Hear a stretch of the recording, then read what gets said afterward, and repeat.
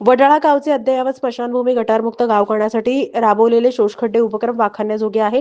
गावांतर्गत cement आणि favour ब्लॉकचे रस्ते गावांना एकजूट करून वॉटर कप स्पर्धेमुळे 3 मीटर वाढवलेली पाण्याची पातळी, त्यामुळे गावाची टँकरपासून मुक्ती पाहून जिल्हा परिषदेचे मुख्य कार्यकारी अधिकारी कुलदीप जंगम थक्क झालेत.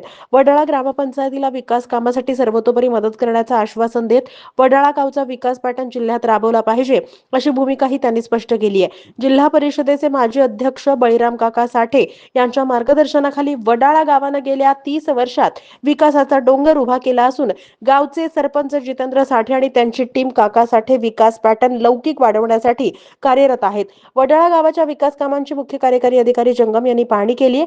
स्मशानभूमीचा केलेला विकास पाहून जंगम थक्क झाले. वडाळा गावच्या विकास कामांचं त्यांनी कौतुक केलं.